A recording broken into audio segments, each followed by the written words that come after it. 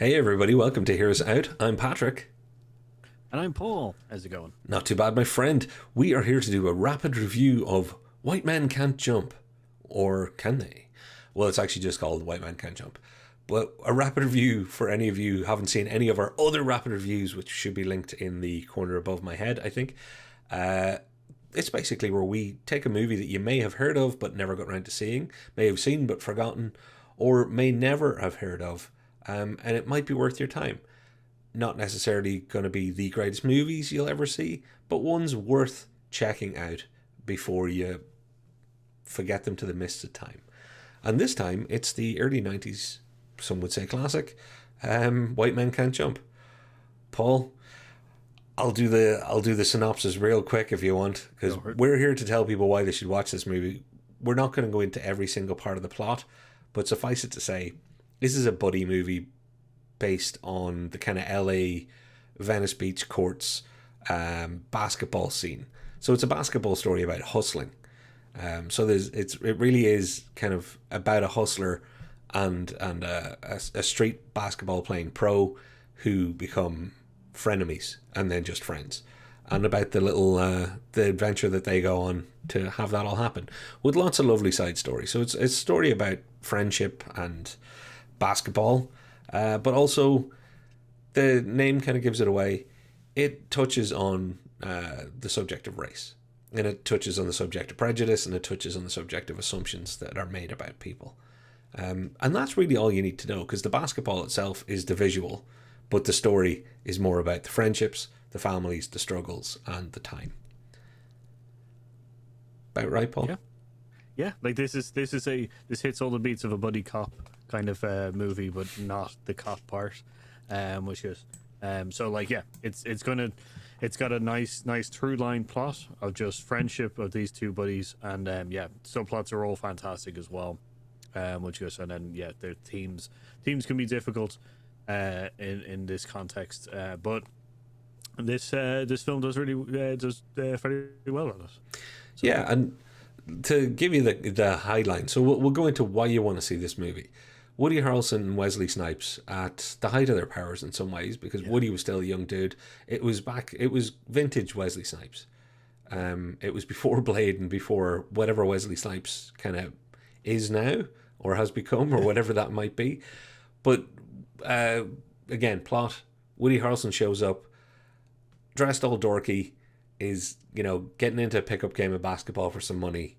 Something's going to happen here. He's the hustler. He's hustling people because everybody on these courts is like, who's the goofy white guy? There's no way he's going to be any good. Obviously, he's great. That's why he's hustling people for money. And Wesley Snipes is his main rival at the start, who then realizes, actually, that's a pretty good grift. I think maybe we could work together. But that would be burying the story to say it stops there. Because this side characters, Paul, like Rosie Perez, who plays Woody Harrelson, Billy Hoyt. What a great name they gave the Billy Hoyt, the most kind of goofy. Of course, he's not going to be able to play basketball name ever. Midwest kind of name. Yeah, he should be on a farm somewhere or whatever it is. But Rosie Perez, who plays his girlfriend, who the subplot there, and this won't ruin the movie for you, she wants to get on Jeopardy. At no point is Rosie Perez played as an absolute dum-dum, but they do play her as naive and silly, and, she could be considered a bimbo till you realize, oh no, she definitely isn't. And she makes her role really, really memorable. Partially because everybody else in the movie is so busy being macho, and there's such a masculine intensity to almost all of the movie, that she shows up as a wonderful hammer to break that, a wonderful foil to what's going on. And I think she is shown to be more than capable at every turn. And I really, really do enjoy the fact that she's got a surprising role and plays it really, really well. Yeah, no, agreed. She plays Gloria Clemente. Yeah, she plays a very strong-willed character that is played as a energetic bimbo kind of, but a bimbo in a different kind of fashion to knowledge or intelligence. I'd also like to say that Taya Farrell, who plays Rhonda Dennis, which is William Snipes' wife. She has a very smaller role. Their subplot is a lot smaller to this, but in no way doesn't take away from the Wesley Snipes, Sydney, and Woody Harrelson's which goes Billy. Those two are very strong macho characters, and they obviously need strong women behind them to kind of keep them in check and stuff. And these two actors really do play well against that kind of macho-ness, which is just fantastic. The men look stupid. That's the great thing about this, because for the most part, they really are getting carried away by their own bravado and their own sense of ego and self-importance, which is one of the things everybody thinks about White Man Can't Jump, including the title, thinking it's a movie about race. Whereas it doesn't shy away from race, but it doesn't get bogged down in it. It doesn't make that the entire reason for the movie. There are some lovely moments. There's Wesley Snipes explaining to Billy that, he can't hear Jimi Hendrix. He's listening, but he can't hear. There's that sort of stuff, and the whole idea of can Billy the white guy dunk? And obviously slam dunk at the time, dunking a ball was a thing. Again, doesn't get bogged down in any of that. Gets back on the way, uses that as part of its story. And I think the strong female characters that really make these guys look like idiots when you see what they're putting up with, keeps this film fresh for me as it's going along. Yeah, I think the kind of topics of race and stuff that are intertwined in this story are one wheel of the major kind of plot, which they use it very well. Which get the subplots of kind of Rosie Perez's, which goes Jeopardy Queen kind of character, is just another great subplot wheel there, kind of thing. So like this is a very kind of nicely intertwined subplotty themed kind of movie, which is a surprise because the first time I watched this I didn't get that, kind of thing. As in, not that I didn't get it. It was more that when I was going in to watch it, I didn't think it would be so well intertwined with a lot of kind of themes and stuff and other subplots. So it was a nice surprise there. Yeah, and it's at the end of the day, it's a comedy, really. People give it a lot of a hard time, but also give it lofty things. I wouldn't elevate this beyond being a good, well shot, fun comedy with that makes an effort in a few directions. Now, when I say well shot, for the basketball purists out there, you're going to be going, that doesn't make any sense. No, doesn't matter. The basketball scenes themselves are shot for visual effect, and they're compelling. They're fun. You get a real joyous sense of competition in the game and of the story at whatever point it's being shown. But definitely don't look at this if you're a technical basketball expert, because you're going to be thinking, what the heck are these people doing? Just enjoy it for what it is. I like to call them movie sports versions. Yes.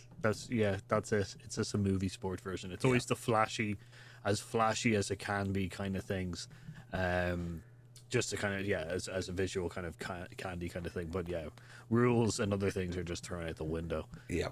For visuals. So, Paul, the reasons to watch this movie, it's not as heavy as people think, and it doesn't ever need to be. It actually is. It's fun, enjoyable. It's nice to watch. It's a nice visual spectacle, and there's enough going on, as we spoke about, in the characters and the plot and subplots, to make it, it moves along nicely, and you feel like you've watched a movie.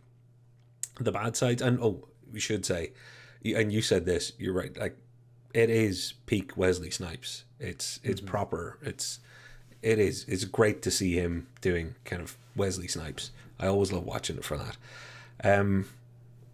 Bad sides,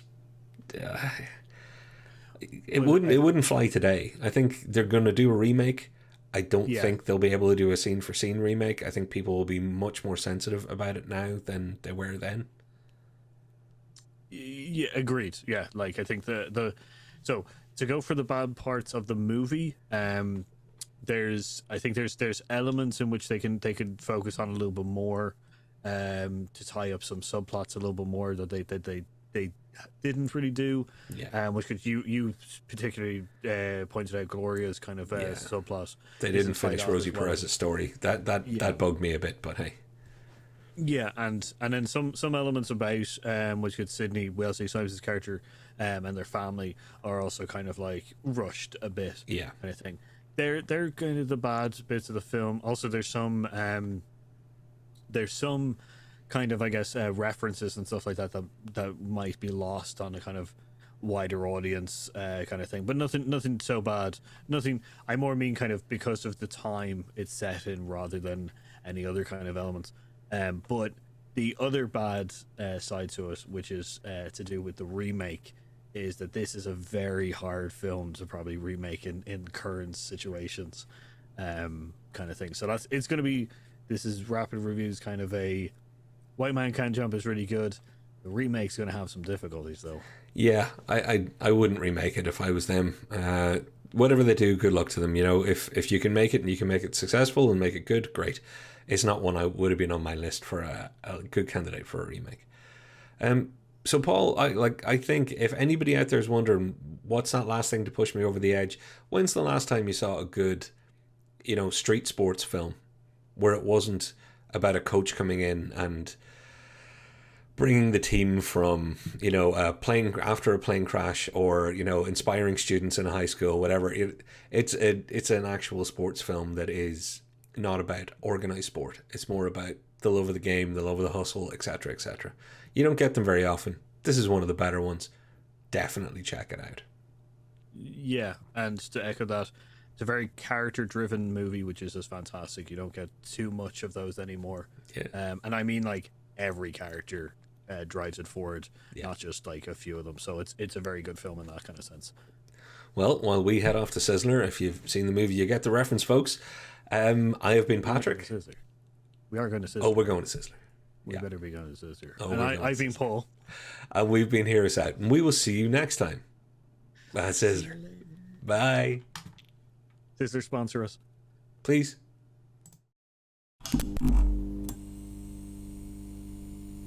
White men can't jump.